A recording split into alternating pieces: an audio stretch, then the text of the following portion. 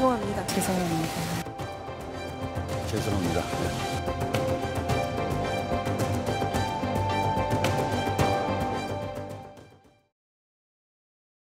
오늘 새벽 조양호 한진그룹 회장이 별세했습니다. 조 회장은 미국 로스앤젤레스에서 폐질환 치료를 받아왔습니다. 먼저 서주연 기자의 보도입니다. 조양호 한진그룹 회장이 미국 로스앤젤레스에서 우리 시간으로 오늘 새벽 별세했습니다.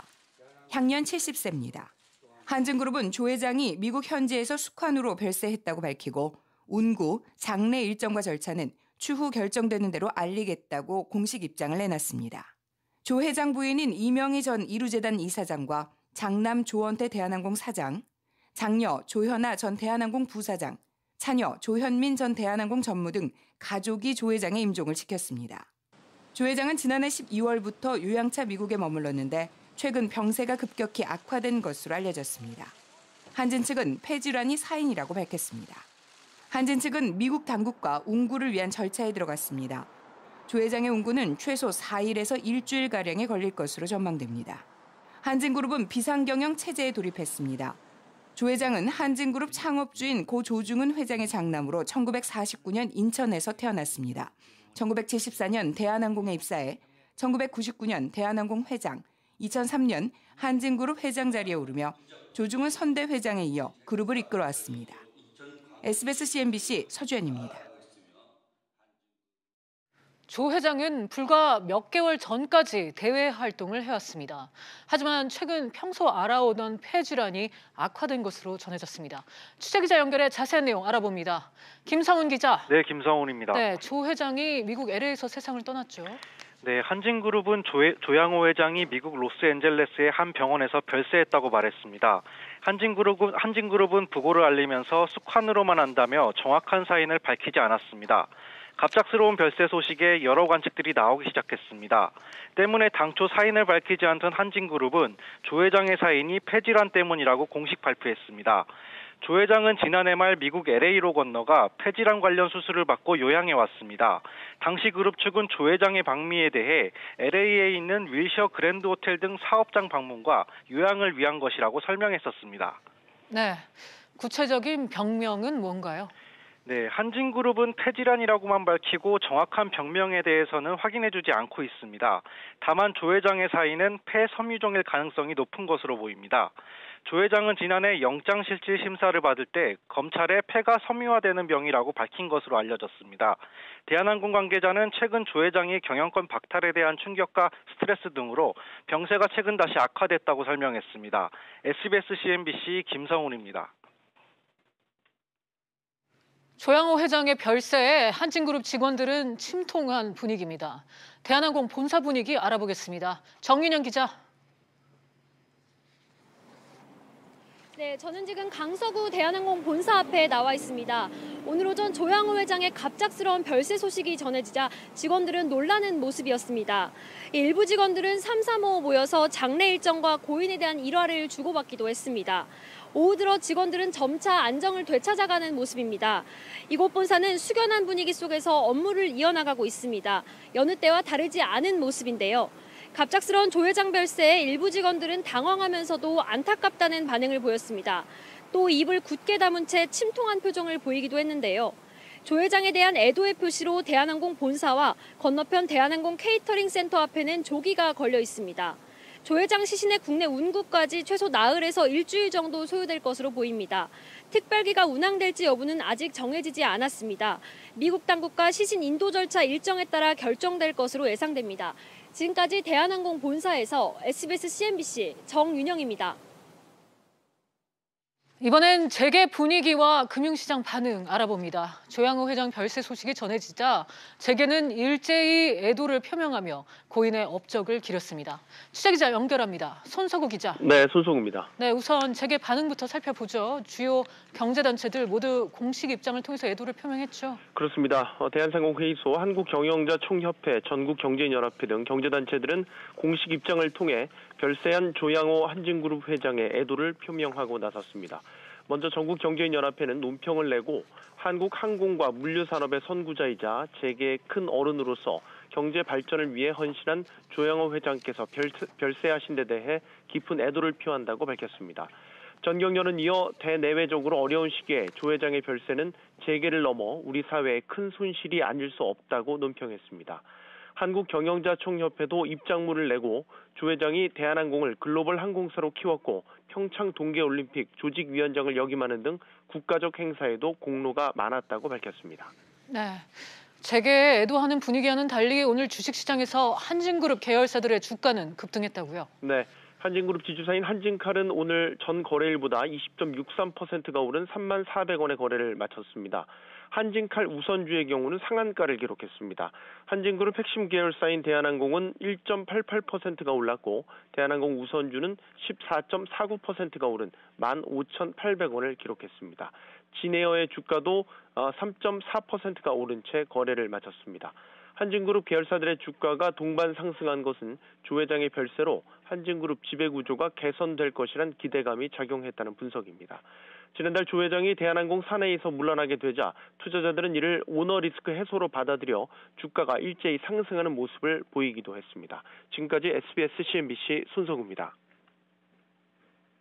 문재인 대통령이 박영선 중기벤처기업부 장관 등 신임 장관 5명에게 임명장을 수여했습니다. 이에 앞서 문 대통령은 박영선 장관과 김현철 통일부 장관에 대한 인사청문보고서를 국회에 요청했지만 끝내 채택이 무산되자 오늘 오전 임명을 제거했습니다. 이에 대해 자유한국당 등 야권이 크게 반발하고 있어 여야 대치 국면이 장기화될 것이라는 전망이 나옵니다. NH농협은행은 디지털 연구개발과 핀테크 육성 공간인 NH 디지털 혁신 캠퍼스의 출범식을 가졌습니다. 디지털 R&D 센터와 NH 핀테크 혁신 센터로 구성된 혁신 캠퍼스는 농협은행의 오픈 응용 프로그램 인터페이스와 신기술을 활용한 혁신 사업 모델을 발굴할 계획입니다. 또 스타트업 전문 육성 프로그램에 선정돼 혁신센터에 입주하게 된 33개 기업들은 경영 단계별로 농협 금융 전문가들의 컨설팅을 받고 초기 운영 자금을 지원받게 됩니다. 우리 금융지주가 동양자산운용과 ABL 글로벌 자산운용을 인수하기 위해 중국 안방보험그룹과 주식 매매 계약을 체결했다고 밝혔습니다. 주식 매매 계약의 대상은 동양자산운용 지분의 73%와 ABL 글로벌 자산운용 지분의 100%입니다. 이번 계약은 우리 금융지주가 출범하고 석 달 만에 이루어진 첫 인수합병입니다. 2019년 창립 50주년 때는 명실상부한 리딩 글로벌 캐리어로서 전 세계 모든 사람들이 이용하고 싶어하는 세계 최고의 명품 항공사로 도약해야 하겠습니다. 대한항공 창립 50주년을 맞이한 올해 조양호 한진그룹 회장이 별세했습니다. 그의 나이 향년 70세, 국내 항공신화를 이끈 조 회장의 사망 소식은 한진그룹뿐만 아니라 재계에 큰 충격으로 다가오고 있습니다. 수장을 잃은 한진그룹은 경영권 분쟁 가능성도 커졌습니다. 관련해서 정리해 보도록 하겠습니다. 먼저 노동일 교수님, 네, 조 회장의 별세 소식 많은 분들이 오늘 놀라셨을 것 같아요. 네, 저도 마찬가지입니다만 일단은 고일의 영전에 삼가 애도의 뜻을 먼저 표합니다. 저도 처음 첫 소식을 듣고 너무 놀랐어요. 이게 아침 새벽에 나왔지 않습니까? 그렇죠. 듣고. 네. 그래서 첫 소식 딱 들으면 속보 들으면서 혹시 무슨 또 불상사가 있는 거 아닌가 싶은 걱정을 우선 됐고요. 네. 어쨌든 사망 원인이 어떤 불상사가 아니고 그래서 숙환이라고 하는 그런 걸 보고 조금 안도를 했고요. 네. 그럼 어쨌든 이 문제를 쭉 지켜보면서 이 사망 원인을 둘러싸고 또 최근에 어떤 사태와 연관해서 많이 억측과 논란이 있을 수 있겠다 하는 그런 걱정이 됩니다. 네. 지금 오면서도 여러 가지 검색을 해보니까 많은 사람들이 많은 의견을 내는데 굉장히 극단적으로 갈리는 많은 의견들이 있어서 어쨌든 이 사태를 둘러싸고 우리 사회에 좀 폭풍이 걱정되는 그런 상황입니다. 네. 지금 사망 원인을 놓고 미확인 추측들이 나돌고 있는데 변호사님, 네. 숙환이나 폐질환 등이 지금 거론되고 있는데 아직 정확히 밝혀진 건 없죠. 그렇죠. 그렇게 이제 얘기가 나온 것뿐이지 확실하게 무엇이라고 밝힌 것은 아니죠. 다만 영장실질 심사를 했었거든요. 조 회장이 구속영장 청구가 네. 돼가지고요. 지난해. 그때 이제 폐가 섬유화되는 질병, 폐 질환을 앓고 있다는 얘기를 했고요. 그리고 사실은 출국 금지가 됐다가 그것을 풀어줘 가지고 미국에 이제 나가서 치료를 받을 수 있었거든요. 예. 그때 폐 질환으로 수술을 받았다라고 하는 것은 이제 분명한 것입니다. 그런데 수술 후에 쾌차가 있었다라고 하는 그런 상황이었는데 갑자기 나빠졌다 이렇게 얘기를 하거든요. 그렇다면 폐 질환 외에 다른 어떤 요소가 거기가 이제 개입이 됐는지 이런 것들은 앞으로도 좀 더 나와야 될 그런 요소라고 하겠습니다. 네. 공교롭게도 올해가 대한항공이 창립 50주년입니다. 김 교수님, 예. 이 아무래도 대한항공 그리고 뭐 한진그룹은 침통한 분위기에 빠져 있겠죠. 예, 그렇습니다. 땅콩향 사건의 그 당시에 박창진 사무장도 오늘 네. 그 페이스북에다가 그 조양호 회장의 그 위로를 올린다, 고인의 몸을 빈다는 글을 올렸고요. 그랬군요. 전체 직원들이 또 이렇게 침통한 분위기 있고 네. 또 정치권에서도 또 조양호 회장의 뭐 국민연금이 주주권을 개입해서 이렇게 또 보통 폐암이라고 하는 것이 그런 그 충격을 받게 되면 굉장히 영향이 크다고 합니다. 그래서 또 국민연금이 또 이렇게 또 경영권이 개입해서 또 사내이사로 임명도 안 됐기 때문에 그런 큰 영향이 있다는 이런 의견도 있고 아주 큰 뉴스였습니다. 예. 네. 노 교수님, 네. 이 조 회장 자체가 원체 유명한 워커홀릭이었고 이제 그런데 그간 이제 검찰 수사도 계속이 됐고 최근에는 대한항공 사내이직 연임에 실패를 했었죠. 이에 대해서 스트레스나 상실감이 크지 않았나 하는 생각은 듭니다. 아무래도 그렇게 짐작할 수밖에 없지 않겠습니까? 우리 보통 사람들이 만약 그런 상황에 또 닥친다면 정말 굉장한 스트레스가 될 것 같지 않습니까? 네. 지금 계속해서 가족들 문제가 있었죠. 계속 그렇죠. 여러 차례 있었고요. 네. 뭐 18차례 지금 압수수색을 계열사가 받았다는 거죠. 아. 본인도 그러고 있고요. 네. 자택도 그렇고 12차례 소환 조사 받으면서 포토라인에 섰고 5차례 구속영장 청구가 됐고 조양호 회장 본인만 해도 지금 세 번이나 포토라인에 선 적이 있죠. 지금 이제 재판 계속 중이지 않습니까? 보다 또 한 가지 지금 또 수사가 예정돼 있다는 것이고요. 배임 혐의로. 네. 사내이사 연임에 실패했죠.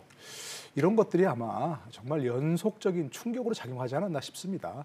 뭐 스트레스가 만병의 근원이라고 하고 물론 본인의 지병이 있었던 뭐 그런 점이 있었기 때문에 그걸 악화시켰을 수밖에 없지 않겠습니까? 네. 본인이 뭐 술, 담배도 안 하시고 뭐 골프도 안 하실 정도로 일에만 열도하셨다는데 어쨌든 그렇다 하더라도 이런 연속되는 그런 스트레스가 본인의 어떤 숙한 악화시킬 수밖에 없었다 하는 그런 생각이 듭니다. 네. 예. 정명평론가님, 조 회장의 별세는 재계로서도 상당한 충격이었겠죠. 그렇습니다. 지금 뭐 일각에서는 폐질환 얘기도 많이 나오고요. 뭐 확인되지는 않았지만 폐암에 대한 이야기도 많이 나오곤 있지만은 실은 재계 쪽에서는 그동안에 이 조양호 회장의 건강을 그렇게 의심하지 않으니까 그 정도로 워커홀릭이었고 굉장히 네. 건강체였단 말이죠. 그랬기 때문에 아마 재계에서도 오늘 아침 새벽에 들려온 이 소식에 갑작스러운 충격이기도 하고요. 특히 이제 보통 이렇게 많이 병환으로 오너의 수장이 좀 아프게 되거나 병석에 있게 되면 후계 구도나 이런 준비들을 많이 합니다. 그렇죠. 근데 지금 같은 경우에는 대한항공, 이 한진그룹이 거의 여기에 대한 준비가 지금 안 돼 있는 거, 그러니까 즉 지주회사 체계 정도 갖춘 것으로 보여지고 있거든요. 그러니까 향후 경영권 승계, 상속에 대한 문제도 함께 좀 이제 화두가 될 것 같습니다. 네, 변호사님께서는 네. 어떻게 보십니까? 맞습니다. 사실은 이번에 이제 미국에 갈 수 있었던 것도 그런 어떤 병질환 이런 것들을 알고서 결국은 출국 금지를 해제해 준 걸로 보이거든요. 그렇다 하더라도 그 이전에 피해 사실 공표라든지 여러 가지 말이죠. 이것들로 인해서 조 회장이 느꼈을 압박감과 공포, 또 분노 이런 것들은 상당했을 것으로 보이고요. 지금 들리는 얘기에 의하면 조현민 씨 막내딸이 여러 번 피해 사실 공표가 되고 또 포토라인에 섰을 때 굉장히 마음 아파했다라는 얘기도 들리고 하거든요. 네. 어쨌든 그래서 더군다나 구속영장을 청구됐을 때 영장 실질 심사를 받으면서 또 밤새도록 이제 구치소에서 대기하기도 하고 뭐 이렇게 했는데 물론 그것이 직접적인 인과관계가 있는지는 모르겠으나 이 사태를 보면서 조금 수사 관행이라든지 이런 것들도 뒤돌아봐야 한다는 생각은 듭니다. 네. 김 교수님, 예. 사실 조 회장 일가의 연이은 구설수로 회사의 존폐를 흔드는 위기가 끊임없이 이어지긴 했지만 그래도 조양호 회장이 항공 수장으로서 일궈낸 업적들 아예 무시할 수는 없잖아요. 그렇죠. 우리나라 항공 물류업계에 실질적인 큰 역할을 하셨고요. 네. 또 이게 그 1969년도에 당시에 이제 항공기 8개밖에 없었는데 160개로 항공기도 많이 늘렸고 또 제일 큰 업적이 그 평창 동계올림픽 유치입니다. 또 그보다 또 더 큰 역할이 우리나라가 항공업계에서 전 세계에서 이제 항공 동맹업체 스카이티 불리고 있습니다. 항공팀이 있는데 그게 아주 핵심적인 역할을 하셨고 네. 금년 6월 달에 국제항공운송협회가 우리나라에서 사상 최초로 열립니다. 그래서 아마 조양호 회장이 갑작스러운 일이 있었기 때문에 조원태 사장이 그 총회 의장 역할을 맡아서 하게 될 것이라고 그러고 우리 그 매출액가 한 3,500배 또 그 출항하는 그 도시는 세계에서 111개로 엄청나게 늘었습니다. 이와 네. 같이 우리나라 수송보국에 큰 역할을 했고 항공 물류에 우리나라가 이렇게 큰 기여하는데 가장 큰 역할을 하셨던 분입니다. 네, 노 교수님도 역시 조양호 회장의 업적에 대해서는 높게 평가하고 계시죠? 아, 물론입니다. 네. 뭐 그에 대해서는 정말 뭐 우리가 두말하면 잔소리죠. 근데 예를 들자면 제가 여러 차례 이 자리에 나와서 얘기했습니다만 뭐 가족들이 어떤 문제를 일으켰다거나 또는 뭐 범법 행위를 했다거나 그런 부분은 합당하게 처리해야 됩니다. 그것은 네. 합당하게 처리해야 되지만 그러나 우리가 그것도 비례 원칙이라고 얘기하죠. 그에 따라서 국민 정서에 따라서 너무 과도한 어떤 압박을 주는 것도 사실은 바람직하지 않은 겁니다. 법률적으로 따라서 정확히 그에 대한 합당한 책임을 지게 하고 그리고 나머지는 이제 그야말로 상식적인 선에 처리가 돼야 되는데 우리는 지나치게 어떤 이 오너 일가의 그런 것을 정서적으로 압박감을 주는 뭐 그런 행위를 하지 않는가 싶은 그런 생각도 듭니다. 네. 고 조양호 회장의 뭐 가장 뛰어난 업적이라고 해서 하나 소개를 해드리면요. 우리가 1997년에 외환 위기가 있었잖아요. 그때 숱한 그룹들이 다 부도 처리내고 났었는데 오히려 대한항공과 한진은 버텨냈었거든요. 그 이유가 뭐냐면 실질적으로 90년대 초반 세계 경기가 막 부양됐을 때 웬만한 세계적인 항공사들이 다 임대를 막 합니다. 근데 오히려 그때 이 조양호 회장은 고 조중훈 회장이 있었지만은 우리는 아예 비행기를 사자라고 해서 오히려 임대를 하지 않고 굉장히 많은 자산을 확보하거든요. 그런데 외환 위기가 뻥 터지고 나니까 그때 샀던 비행기들을 팔아서 그 돈으로 한진그룹과 대한항공을 버텨냈고 이후에 다시 경기가 살아나니까 다시 또 구입을 하게 되는 네. 이런 상황도 굉장히 많았었고요. 2001년에 9.11 테러 터지고 항공사람 다 죽는다고 할 때 오히려 적극적으로 막 비행기를 구매하면서 늘렸으니까 그러니까 이 정도는 실은 전문 경영인이 할 수 없는 오너의 결단인 부분들이 있었고 우리 앞서 김도영 교수님 얘기했지만 2000년에 스카이팀이라고 해서 그러니까 우리가 어떤 팀에 들어가는 게 아니라 대한항공의 깃발을 꼽아서 스카이팀 물류에서는 이 팀 구성하는 게 팀 짜는 게 굉장히 이게 진짜 필요합니다. 배도 해운도 그렇고요. 운송 항공도 그렇고 그런 것들은 아마도 후대가 평가할 고 조양호 회장이 아주 뛰어난 업적이 아닌가 봅니다. 네. 이런 업적들 때문에 이제 아름다운 퇴진을 바라는 시각도 많았는데 변호사님 그래서 안타까움이 더 큰 것 같기도 하고요. 네, 맞습니다. 지금 얘기를 잘 했는데요. 사실은 네. 조양호 회장 같은 경우에는 오너일 뿐만 아니라 전문 경영인인 거죠. 그래서 세계적인 유수 항공사로 키워낸 것이죠. 사실은 뭐 아시다시피 우리나라가 과거에 항공산업뿐만 아니라 그야말로 뭐 세계에서 어떻게 보면 보잘것없는 그런 경제적 위치에 있었는데 항공도 그렇게 키우기가 쉽지 않은 겁니다. 사실은. 그럼에도 불구하고 그 탁월한 판단력 그리고 결단력 그리고 아까 워커홀릭이라고 얘기했지 않습니까? 그런 걸로 인해서 굉장히 잘 키워놨는데 막판에 가서 물론 여러 가지 이제 뭐 구설수에 오르면서 빛이 바랜 측면이 있습니다만은 그 공은 확실하게 인정을 해야 될 것 같습니다. 네. 그런데 주식시장은 참 비정한 것 같습니다. 평론가님 오늘 조 회장의 이 별세 소식에 한진칼과 대한항공 등 한진그룹 계열 주가가 움직임이 크더라고요. 네, 다 급등을 했고요. 특히 한진칼 같은 현재 한진그룹의 정점에 있는 지주 회사죠. 네. 20%, 21%가 넘는 정말 그야말로 폭등을 하게 됐는데 실은 뭐 비정함이라고 얘기는 했지만 이유는 좀 있습니다. 왜냐하면 한진칼이 전체 한진그룹의 지주사잖아요. 근데 이 한진칼의 조양호 회장의 지분이 약 한 뭐 17%, 18% 정도가 있게 되고요. 나머지 이제 3남매의 지분은 그렇게 많지가 않습니다. 그런데 이제 만에 하나 이제 이 18%의 지분을 한 명에게 뭐 몰아주거나 해서 그 3남매 중에 누가 완전히 승계하고 상속세를 내고 다시 유지한다면은 실은 큰 틀에서의 경영권 문제는 없을 텐데 네. 시장에서는 이제 그건 누구 모르는 일 아니냐. 특히 이제 이 상속세 문제라든가 그 지분에 어떤 유언을 했는지 모르겠습니다만 그런 게 있고 또 하나 현재 한진칼에는 강성부 펀드라고 해가지고 행동주의 펀드가 일종의 좀 진입을 한 상황이거든요. 그러니까 강성부 펀드는 강성부 펀드대로 지분을 더 늘리려고 하겠고요. 한진칼을. 한진칼 내부의 오너 일가는 또 방어하려고 하겠고 아마 이런 것들을 바라보고 상당수 투자자들은 앞으로 한진칼의 지분 싸움은 더 될 것이다라고 해서 매수를 늘리게 되고 이게 또 뭐 20%가 넘는 주가로 되고 있어서 비정함이기도 하지만 또 자본주의 시스템의 또 하나의 측면이다 이렇게 볼 수가 있겠습니다. 네, 김 교수님, 예. 앞서 뭐 정평론가님도 자세히 얘기는 주셨지만 이 주가가 출렁이는 거 예. 결국 이 한진그룹 지배 구조가 지금 뭐 흔들릴 수 있다는 전망이 나오기 때문이겠죠. 예, 그렇습니다. 한진칼의 그 조양호 회장 일가가 33%인데 조양호 회장이 가진 지분이 17%예요. 그다음에 그 3남매가 가진 게 2.5%씩이거든요.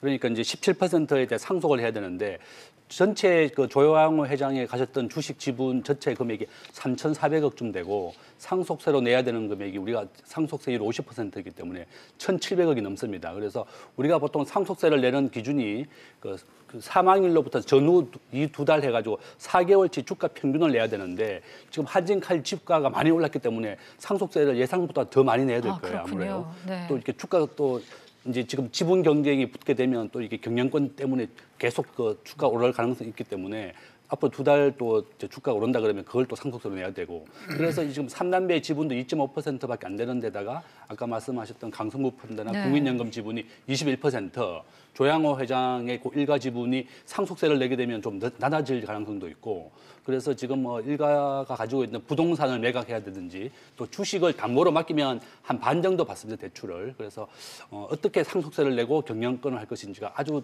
그 초미의 관심사고 이렇게 보면 주가는 좀 더 오를 가능성이 있습니다. 네, 노 교수님.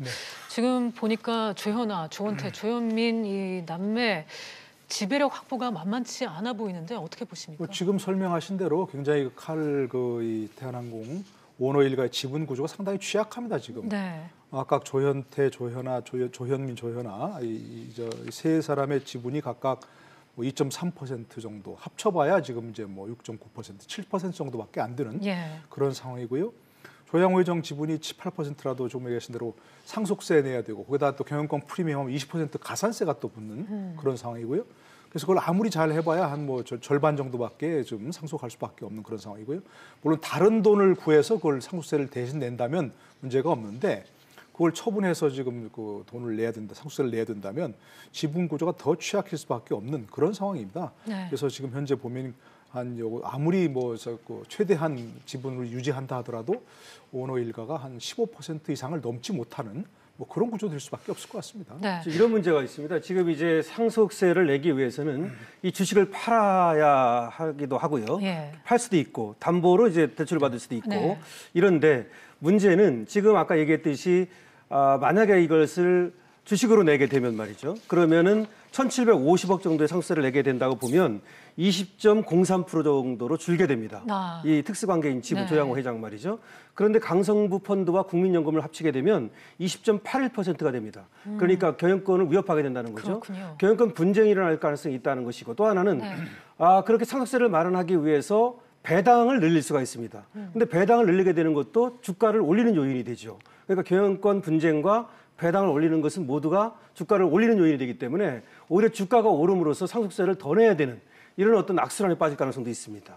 네, 평론가님. 네. 평론가님은 지금 이 상황을 어떻게 보십니까? 조현아, 조현민 씨도 두 분 다 뭐 경영에 적극적으로 참여할 가능성도 높게 보시는지. 현재 이제 너무나 상중이기 때문에 이걸 예단할 수가 없습니다. 근데 일단 확실한 것은 이명희 씨 같은 경우에는 그동안에 뭐 그렇게 경영을 하지 않았었기 때문에 부인이 상속을 뭐 받을지 안 받을지 모르겠습니다만 오히려 상속 지분을 이제 3남매에게 나눠주게 되고 어떤 식으로 유언장이 구성됐는지는 모르겠습니다만 제가 봤을 때는 어느 정도 대비가 돼 있다면 큰 틀에서의 누구 한 명에게로 몰아줄 가능성이 현재로서는 좀 커 보입니다. 왜냐하면 뭐 세간에서는 뭐 이런저런 음모론도 나오고 있습니다만은 오너 일가 같은 경우에는 현재가 위기 상황이거든요. 그러니까 과거 아버지였던 고 조양호 회장이 2003년에 조중훈 회장 사망 직후에 막 그때는 형제가 굉장히 치열하게 싸워가지고 한진중공업, 한진해운, 메리츠 금융을 나눴을 때와 지금과의 상황은 완전히 달라요. 그러니까 그때는 형제의 난을 해도 외부가 그 뭐 한진그룹을 뭐 빼앗거나 이럴 상황은 아닌데 지금 같은 경우에는 강성구 펀드도 있고 외부의 공격이 있다는 말이죠. 그렇기 때문에 저는 오히려 3남매가 뭐 분열 이런 것보다는 조원태 회장 혹은 누구 한 명 체제로 일단은 몰아주고 상속세에 대해서 확정을 진 다음에 이제 국세청과 뭐 LG가 했던 것처럼 뭐 5년 납부, 분할 납부든 뭐 7년 분할 납부든 혹은 그 외 부동산 물납들을 통해 가지고 협의를 하겠고 국세청도 뭐 어떤 입장을 보일지 모르겠습니다만 이건 뭐 대한민국 뭐 항공 그 대표적인 그룹 기업 아니겠습니까? 그래서 그 국세청과의 논의 과정까지 좀 지켜보고 나면 어느 정도 윤곽이 드러날 수 있기 때문에 뭐 지금 오늘 여의도 보니까 마치 뭐 한진카를 사면 그냥 뭐 떼돈 벌 것처럼 막 또 그렇게 하는데 뭐 그거 가지고 막 그렇게 쉽게 막 뛰어들거나 하는 것들, 그러니까 투자자 스스로도 굉장히 많은 좀 연구를 하실 필요가 있고 뉴스 좀 계속 챙겨야 될 것 같습니다. 네. 김 교수님은 지금 이런 상황 어떻게 보십니까? 보통 이렇게 되면 우리가 이제 전문 경영인 체제보다는 오너 경영 체제가 주가는 훨씬 많이 올라갑니다. 그래서 이제 보통 우리가 그 전문 경영인 체제는 단기적인 수익이라든지 또 연구 개발을 많이 줄여요. 그런데 대한항공이라든지 이런 데는 부채 비율도 좀 높지만 또 장기적인 뭐 30년 장기 할부로 그 비행기를 사지 않습니까? 네. 그러니까 부채 비율이 좀 높지만 이렇게 오너 경영이 계속 유지가 돼야지 주가는 오르고 또 기업도 더 발전하게 되기 때문에 그 지분 구조가 굉장히 2%밖에 없다는 것은 미리 대비를 못 해놓은 것 같고 갑자기 이제 이렇게 돌아가셔서 이렇게 된 것 같은데 다만 주가는 더 올라갈 것이다. 저는 이렇게 봅니다. 예. 그거에 대해서 이제 말씀드릴게요. 주가가 오를 거라고 또 많이 이렇게 기대할 수 있는 사람이 있기 때문에 말씀드리는 겁니다. 근데 이 상속세는 5년으로 분납해서 낼 수 있어요. 한꺼번에 다 내야 되는 것은 아닙니다. 그렇기 때문에 영향이 조금 적을 수도 있다는 말씀을 좀 드리고 싶네요. 네. 그렇다면 김 교수님, 결국은 이 한진그룹 계열사 모두 지분 처리 절차에 따라서 경영권에 상당한 영향을 받을 수 있다 이런 얘기. 일단은 한진칼이 전체 우리 대한항공, 뭐 진에어 다 계열사를 다 가지고 있습니다. 이제 전체 한 33%씩 계열사를 다 평균적으로 가지고 있고 한진칼이 지주회사로 되어 있고 일단 한진칼을 잡으면 모든 계열사 다 지배할 수 있거든요. 그래서 일단은 상당히 이게 또 한진에서는 경영권 개입을 막기 위해서 3분의 2 이상의 지분을 가진 사람이 사내이사를 임할 수 있는 게 오히려 자기의 발목을 잡았지만 또 외부에서 개입을 하기에 또 막는 역할도 하고 있습니다. 그래서 일단 뭐 주가에 대한 변동폭은 많이 있을 것이다. 상방이든 하방이든 어쨌든 그 오너가 계속 지배를 하는 것이 기업 주가에는 좋다. 그것이 이제 저희들 논리입니다. 네. 자, 중요한 거는 한진칼의 2대 주주가 강성부 펀드 KCGI라는 점입니다. 변호사님, 이번 주총에서는 지배구조 개편에는 이 강성부 펀드가 실패를 했지만 지금 이제 조 회장이 별세를 하면서 견제나 압박을 더 크게 하는 거 아니냐. 이런 예측도 가능할까요? 맞습니다. 지금 조원태 사내이사가 2021년까지는 이제 사내이사로 근무를 하게 됩니다. 이제 그 이유가 이제 문제인데요. 지금 근데 교수님 말씀하셨듯이 여기 진입하기 위해서는 3분의 2가 있어야 되기 때문에 오히려 그것이 또 안전장치가 될 수도 있다라는 생각은 듭니다. 근데 얘기했듯이 지금 이제 어떻게 될지 모르겠습니다만은 이 이명희 씨라든지 이 삼남매 간의 이 과연 분쟁이 안 일어나고 제대로 이제 이것이 또 상속이 될 것이냐라고 하는 것이 하나 있고요. 그다음에 상속세를 어떻게 낼 것인가라는 것도 하나 있고요. 그다음에 과연 이 강성부 펀드라든지 또 국민연금하고 합쳐야 뭐 20%가 되는 것이지 강성부 펀드만 따져가지고는 약 13% 정도 되죠. 그거 갖고 이렇게 뭐 위협을 하기에는 그렇게 뭐 만만치는 않습니다. 그래서 아직까지는 이 뭐 경영권을 지키는 데는 상당히 뭐 충분하다라고 보고요. 이제 사정에 따라서 상황이 좀 달라질 수 있다. 이렇게 보는 것이 맞을 것 같습니다. 네, 노 교수님은 지금 이 KCGI 강성부 펀드의 압박 어떻게 될 걸로 전망하십니까? 그러니까 더 지분율을 더 높여가지고 그야말로 뭐 경영권을 경영에 참여하기 위해서 뭐 감사라든지 사내이사 선임안을 제출한다.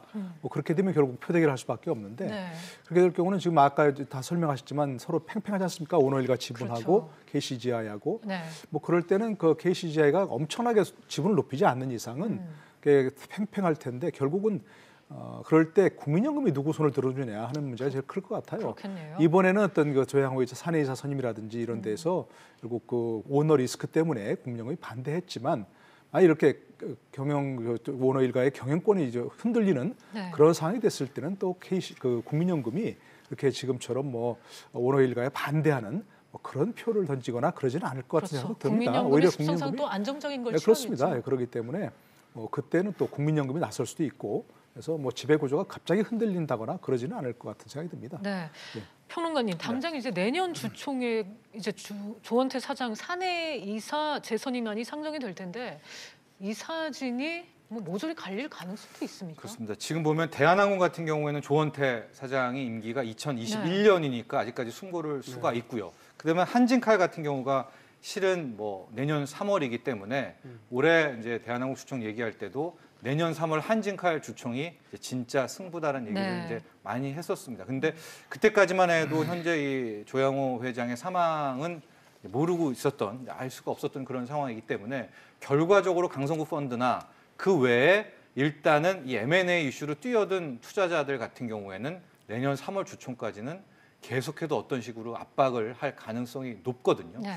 근데 지금 보면은 이 조원태 사장 같은 경우에도 근로기준법 뭐 위반 관련한 뭐 이슈가 지금 하나가 있습니다. 근데 지금 국민연금이 수처디시 코드를 도입을 하게 되면서 이런 부분에 있어서 뭐 주주가치 침해 우려가 있는 최고 경영자에 대해서는 이번에도 봤지만 굉장히 좀 객관적이고 단호하게 이 주권을 행사한다는 말이죠. 그래서 어떻게 될지 모르겠습니다. 이번 뭐 재판이나 이런 것들이. 그래서 조원태 사장의 뭐 그런 앞으로의 뭐 이런 뭐 형사법 정도의 어떤 그 결격 사유나 이런 것들을 좀 봐야 될 것 같고 그 사이에 국민연금의 수처디시 코드가 또 어떤 식으로 확립 정립되는지도 함께 봐야지 될 것 같지만 현재로서의 분위기로만 보면 강성구 펀드가 쉽게 물러날 것 같지는 않고요. 내년 주총, 내년 3월까지는 한진칼에 대해서 어떤 식으로 이런저런 압박은 계속 취할 것으로 보여지고 있습니다. 네, 변호사님 지금 뭐 조원태 사장 뭐 당연히 아버지가 돌아가셨으니까 그에 대한 뭐 슬픔은 말할 것도 없겠지만 이 그룹의 수장이 돼야 한다는 그런 상당한 지금 압박이 있을 것 같은데 어떻게 보십니까? 그렇죠. 지금까지는 어쨌든 뭐 조원태 사장이 사내일사로서 근무를 했습니다만은 대한항공에 그렇다 하더라도 조양호 회장의 입김이 뭐 거의 절대적이었던 거죠. 네. 그런데 이렇게 갑자기 물러나게 되면 상당히 뭐 이 경영권 수업을 얼마나 잘 받았는지도 모르겠습니다만은 쉽지 않을 겁니다. 그렇지만 어쨌든 지금까지 또 계속해서 근무를 해왔고 나름대로 충분히 또 공부를 했다면 경영을 하는 데는 큰 어려움은 없겠죠. 다행인 것은 조원태 사장 같은 경우에는 뭐 그 편입학 비리 이런 얘기가 있긴 합니다만 그건 공소시효도 굉장히 지났고요. 다른 어떤 특별하게 그렇게 문제될 만한 횡령이라든지 배임 이런 것들은 없거든요. 그래서 어떤 법적으로 뭐 재판을 받는다든지 수사를 받는다든지 이런 것들은 크게 나타나지 않았다는 거. 이거는 앞으로 이제 경영을 하는 데 있어서 크게 도움이 될 만한 부분이다 이렇게 봅니다. 네, 노 교수님, 이 국민연금 입장에서는 기존에 뭐 이렇게 해야지 하는 아이디어가 있었다고 해도 이번 일로 인해서 많은 또 변화가 생길 가능성도 있을 것 같아요. 올해 주총에서는 올해 주총에서의 그 어떤 판단한 것이고요. 네. 아까 정평론가에서 얘기했지만 내년에 다시 예를 들어서 뭐 한진칼 주총이 있을 때 그때는 국민연금이 어떤 판단할지 정말 알 수 없는 거죠. 현재 예측할 수 없는 거죠. 네. 그러나 조심스럽게 예측해 보기로는 만약에 대한항공의 어떤 오늘 일가의 경영권이 흔들리고 그래서 뭐 외국인 주주라든지 이런 사람들이 그 어떤 정말 그 경영권이 변동될 가능성이 있다 하게 되면 또 그런 때는 우리 예전에 봤은 것처럼 국민연금이 또 거기에 나서서 네. 백기사로 얘기할 수 있는 또 활동할 수 있는 뭐 그런 것도 충분히 고려할 수 있는 사항이라고 생각합니다. 네. 그래서 내년에 주총에 따라 가지고 그땐 예를 들어서 그때까지 어떤 뭐 조원태 사장이라든지 이런 사람들의 결격 사유가 크게 나타나지 않으면 국민연금이 또 도와줄 수 있는 뭐 그런 것은 날 수도 있겠죠. 네. 네. 김 교수님은 이 국민연금이 다음에 이제 한진의 손을 들어줄 가능성 어느 정도로 보십니까? 저는 대한항공이 이번 위기를 오히려 네. 기회로 잘 살려야 된다고 생각합니다. 네. 이렇게 또 뭐 횡령이라든지 배임 혐의 270억 있었고 뭐 그 누나와 동생도 다 이런 일이 있었지만 정말 국민에게 사랑받는 기업이고 또 올바르게 정도 경영을 하고 또 법과 원칙에 따른 경영을 한다 그러면 다시 우리 국민들 지지도 받고 국민연금이 다시 또 그래도 전문 경영인보다는 오너가 경영하는 것이 낫다 이렇게 해서 우리 국민연금 표를 줄 수 있거든요. 그래서 이번 기회에 오히려 이 위기를 좋은 기회로 살릴 수 있도록 주주 친화적이고 국민의 사랑받는 기업으로 변신할 수 있도록 해야 되겠다. 저는 그렇게 좀 조언을 드리고 싶습니다. 아마 이런 가능성은 하나 있다고 봐야 됩니다. 그러니까 지금 꼭 뭐 강성구 펀드 뭐 이런 것이 아니라 하더라도 이 상속세 내는 문제와 관련해가지고 결과적으로는 그렇게 상속세를 내고 나서 이 경영에 대해서는 오히려 주주 지위만 유지를 하면서 말이죠. 전문 경영인 체제로 갈 가능성도 전혀 배제할 수는 없는 겁니다. 그러니까 그러니까 오너가 반드시 경영을 해야 되느냐 그것은 아니거든요. 그러니까 오너 일가가 경영 체제를 가져갈 수도 있지만 상황에 따라서는 이 대한항공은 전문 경영인 체제가 들어설 수도 있다. 이런 가능성을 배제할 수는 없는 거죠. 정명훈님은 어떻게 보십니까? 지금 강 변호사님의 의견. 일단은 뭐 충분히 그럴 가능성도 있고요. 가장 급선무가 이제 오너 일가 3남매겠죠. 3남매가 이제 앞으로 어떤 모습을 보이느냐가 굉장히 중요한 관건이 될 것 같아요. 그래서 앞서 제가 잠깐 언급했지만은 이제 이제 상 뭐 이런 거 다 좀 치르고 나서 어느 정도 한숨 돌리고 난 다음에 많은 투자자들도 그렇고 재계에서도 그렇고 이제 어떤 식으로 갈지 한진그룹의 향배에 대해서 궁금해할 거거든요. 그때 뭐 똘똘 뭉치는 모습을 좀 보이면서 뭐 누구 체제로 간다라든가 이런 것들을 좀 선언을 하는 뭐 삼성 같은 경우에는 이재용 부회장 체제로 간다라든지 이제 이런 것들이 좀 이제 상속에 있어서는 굉장히 필요한 거거든요. 물론 기존의 상속은 그 전에 점을 찍어두죠. 그러고서 이제 분배가 되는데 지금은 워낙 고 조양호 회장이 급작스러운 죽음을 했기 때문에 이제 이런 문제가 나오는데 그런 걸 보게 된다면 그 다음부터 좀 윤곽이 나올 것 같아요. 그러면서 이러이러한데 지분으로는 이렇게 뭉치고 나서 전문 경영인 체제로 대한항공은 가고 뭐 조원태 대표가 한진칼을 이끄는 수장이 되겠다. 아니면 뭐 왜냐하면 이제 새로운 수장이 되려면 통과 의뢰는 분명히 필요하거든요. 네. 즉 뭐 삼성그룹 같은 경우에는 이병철 회장에서 이건희 회장으로 왔을 때 반조체를 통해서 자신의 능력을 증명해 보이는 그런 것들이 오늘 일가에서 이제 굉장히 필요한 그런 대목이기 때문에 조원태 대한항공 사장이 바로 경영권을 잡을지 아니면 전문 경영인을 둘지는 조금 더 지켜봐야 되겠지만 그 전에 필요한 부분은 과연 오늘 일가가 어느 정도로 똘똘 뭉치느냐가 굉장히 세간의 주목이 될 것 같습니다. 네. 또 하나의 관심이 조 회장의 재판입니다. 아시다시피 조 회장은 270억 원 규모의 횡령, 배임 혐의 등으로 재판을 받고 있던 상황입니다. 공교롭게도 오늘 3차 공판 준비기일이 예정돼 있었는데요. 노 교수님, 일단은 지금 관련 재판은 중단되겠죠? 네, 일단 뭐 절차는 중단되고요. 네. 궁극적으로는 이제 형사재판 중인 피고인이 사망했을 때는 공소기각 판결할 수밖에 없습니다. 그렇군요. 그래서 공소기각 판결을 했을 결국 네. 이제 뭐 다 종결되는 그런 것들이죠. 당사자에 대해서는. 예. 그러나 이제 여러 가지 재판이 많이 얽혀 있는 것 중에 또 공동 피고인이 있던 경우도 있으니까요. 네. 그런 경우는 이제 다른 사람에 대해서는 재판이 진행 중이지만 고 조양호 회장에 대해서는 뭐 공소기각 판결할 수 있는 그게 궁극적인 판결인 거죠. 네, 변호사님, 조 회장은 조세 포탈 혐의로도 지금 국세청에 고발된 상황인 걸로 알고 있는데 이에 대해서도 그러면은 수사가 종결이 되는 건가요? 맞습니다. 지금 뭐 재판에 가 있는 것이 그 횡령 배임하고요, 약사법 위반이 서울 남부지법에 가 그렇죠. 있습니다. 이거는 예. 이제 공소기각 판결이 되는 것이고요. 네. 그럼 금방 얘기한 것처럼 조세 포탈 부분이 있습니다. 그것은 서울 남부지검에 있습니다. 예. 이거는 이제 수사가 종결되고 공소권 없음으로 처분됩니다. 그래서 이제 완전히 끝나게 되는 것이고요.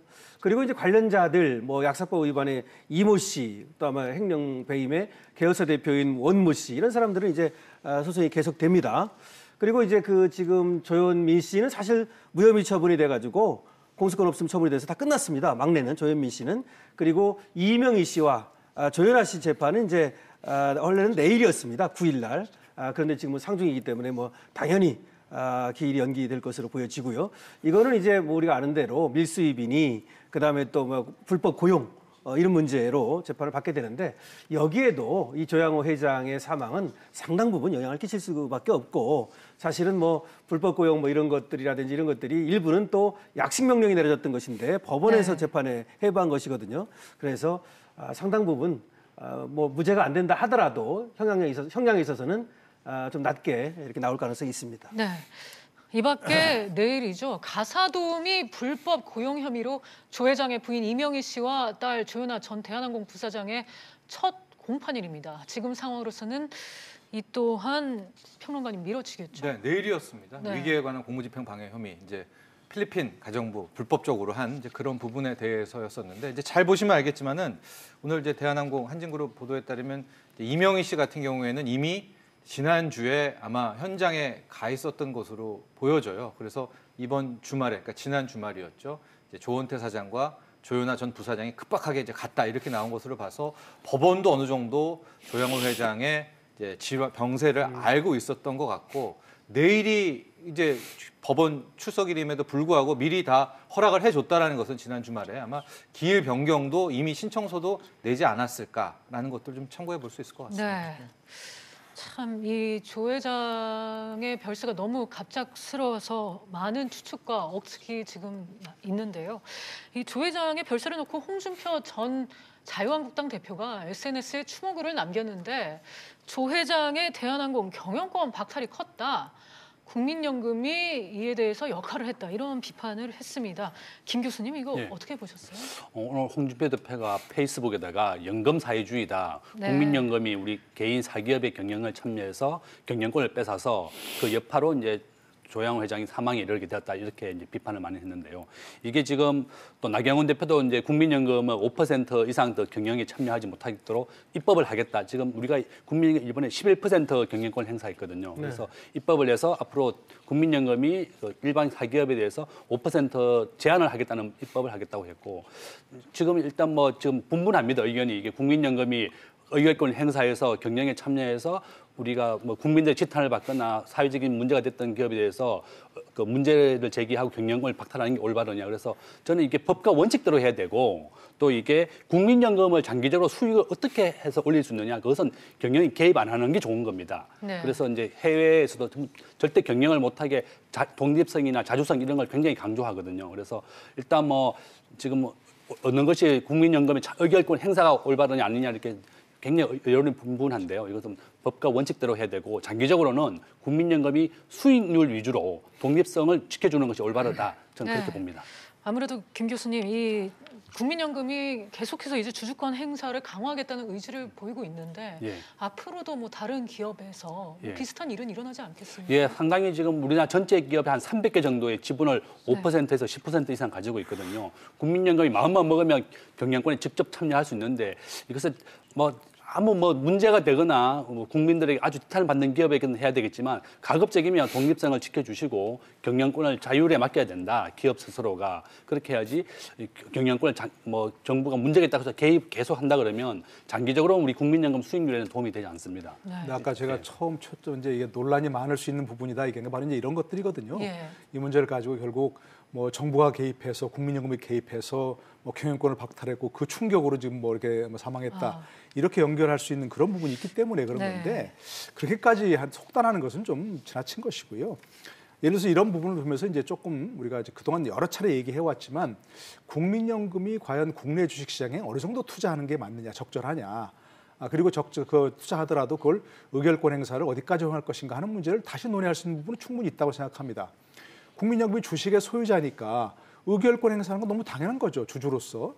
그런데 이제 과연 우리나라는 경우 국민연금이 결국 정부의 영향력으로부터 독립돼 있지 않으니까 그게 문제인 거거든요.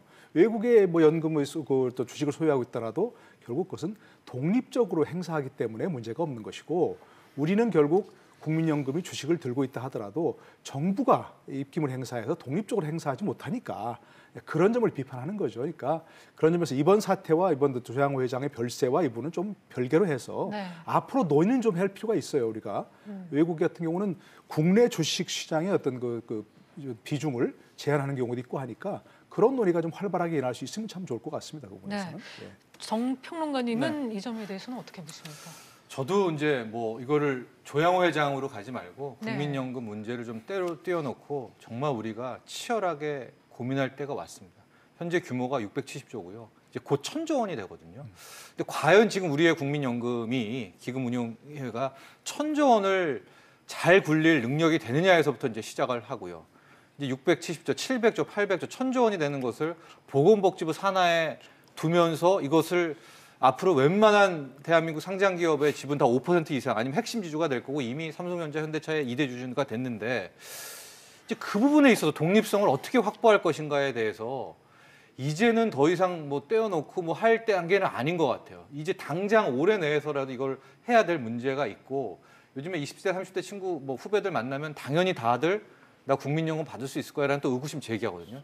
여기에 대한 안심에 대한 부분들, 뭐 국가가 보증한다 이번에 바꾸긴 했지만은 그 이상의 것도 필요로 하고 해서 총체적으로 국민연금의 독립성 문제, 국민연금의 운용 능력, 운용 방향 문제, 하고 국민연금의 지급 능력 문제까지도 완전히 사회 전체가 여기에서 몰두하고 한번 요번에 논의해서 끝나는 그런 게 필요하지, 이걸 또 토막 끊어내게 된다면은 어떤 제2, 제3 문제들 또 뒷 얘기들이 계속 나올 수밖에 없거든요. 또 그런 계기로 삼았으면 바랍니다. 김 교수님, 지금 재계에서도 지금 국민연금의 움직임에 대해서 되게 비판적인 목소리가 많잖아요. 네, 그렇습니다. 우리나라 아까 말씀하신 전체 650조 중에서 20% 주식을 할 수 있습니다. 그러니까 약 한 130조 정도를 지금 현재 주식에 국민연금 지분을 가지고 있는데 5%에서 10% 이상 가진 기업만 300개입니다. 우리나라 주요한 기업은 전부 다 국민연금이 대주주라고 할 수 있고요. 1대, 2대 주주입니다. 그래서 마음만 먹으면 경영이 개입해서 또 앞에 있는 같이 경영 사내 이사들 반대도 할 수도 있고 또 선임할 수도 있는 영향을 행사하고 있고, 또 가장 수익률 높은 캐나다 같은 데는 독립성, 공정성이 확보되어 있습니다. 그렇지만 우리나라에서는 그 보건복지부 장관이 그 위원장이에요. 뭐 국민연금공단 이사장부터 해서 정부가 연금공단 이사장, 뭐 자금운용본부장 전부 다 정부가 임명하고 정부가 입김에 정부의 뜻에 맞지 않는 기업들에 대해서는 또 경영권을 박탈하는 이런 사례가 됐기 때문에 굉장히 중요한 역할을 하고 제게도 굉장히 걱정을 하고 있습니다. 그래서 저는 이 가장 좋은 방법이 독립성, 공정성을 확보하고 우리 가장 중요한 것은 우리 국민들의 노후 자금입니다. 이게 국민들에게 그 수익률을 어떻게 올려주는가 그것도 가장 중요한 거기 때문에 경영이 개입하는 것보다는 공정성, 독립성 확보하고 장기적으로 우리 국민 수익률에 안정적으로 해줄 수 있도록 그것이 가장 중요하다고 그렇게 생각합니다. 네, 강 변호사님 약간 결이 다른 질문이긴 한데요.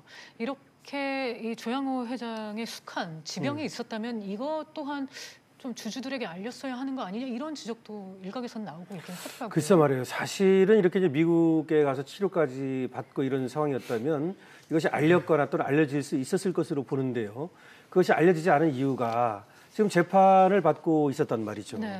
그런 마당에 만약에 외국으로 병 치료를 하러 간다 그랬을 경우에 쏟아질 비판. 그것을 아마 우려했던 것이 아닌가 싶어요. 네. 그래서 이번에는 그런 것 때문에 이게 알려지지 않았고 그리고 대비할 충분한 시간이 없었다라고 보이거든요. 그래서 어쨌든 좀 안타까운 부분입니다. 우리나라 지금 뭐 여러 가지 여론도 있고 등등 있습니다만은 사실은 그런 것 때문에 많은 것들이 감추어지고 오히려 또 알릴 것이 또 숨겨지고 이런 것이 있지 않나 싶고요. 그래서 앞으로 이번 기회에 조양호 회장의 어떤 타계를 계기로 피의사실 공표라든가 또 포토라인이라든가 밤샘 조사라든가 등등의 어떤 수사 관행에 대해서도 한번 되돌아볼 필요가 있다라는 생각은 듭니다. 네, 노 교수님은 이 점에 대해서는 어떻게 보십니까? 저도 당연하고 생각합니다. 네. 그러니까 아까 이제 여러 사람들이 얘기하셨습니다만 이런 경우에 이제 뭐 국민연금 사유주의다, 이래 뭐 국민연금의 행사 이렇게 해서 정부가 이렇게 해서 뭐 조 회장이 이제 사망했다 네. 이런 식으로 몰고 갈 게 아니고 예. 어차피 사망하신 분은 사망하신 분이고 그분에게 애도의 뜻을 표하는 건 뭐 분명히 있어야 되지만 이런 기회를 가지고 우리 사회의 어떤 문제점을 돌아보는 그런 계기를 삼아야 좋겠다 싶거든요. 네. 이번에 국민연금 무결권 행사 문제에 있어서도 많은 우려가 있었지만 그래도 많은 부분에 공감하는 사람도 있었어요. 이게 결국 오너 리스크라는 걸 제거한다는 명분도 있었던 것이거든요. 그래도 국민연금의 또 한편에서는 또 우리나라 기업의 경영권을 지키는 또 백기사 역할도 할 수 있는 부분이 있는 것이고요.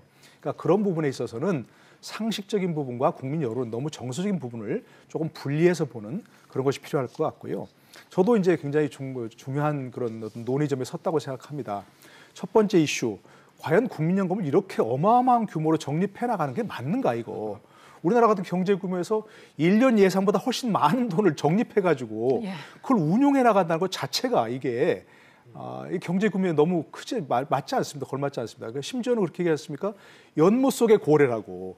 고래를 연못 속에 놔두면 대체 어떻게 운신하겠습니까? 네. 그러니까 첫 번째 그런 이슈, 국민연금을 그렇게 적립하는 게 맞는가 하는 그런 부분 따져야 할 것이고 또 국민연금이 있긴 있지만 그걸 어디에 어떻게 투자할 것인가 하는 부분도 우리가 얘기를 해야 됩니다. 주식시장에 이게 투자를 하면 지금 우리 경제 규모 따지면 지금 얘기하셨지만 거의 모든 기업들의 경영권 손에 넣을 수 있습니다. 이게. 그러니까 국내 주식에 어느 정도까지 얼마까지 투자할 수 있다는 걸 분명히 법제화해야 되고 그리고 또 나가서 하는 세 번째 쟁점이 바로 정부의 영향으로부터 독립한 국민연금 운용 이런 것들은 좀 차근차근 이런 기회에 따져가는 뭐 그런 좀 계기가 됐으면 좋겠습니다. 네. 오늘은 노동일 경희대 법학전문대학원 교수, 김대중 세종대 경영학부 교수 그리고 강신업 변호사, 정철진 경제평론가와 함께 얘기 나눴습니다. 오늘 네 분 말씀 감사합니다. 네, 고맙습니다.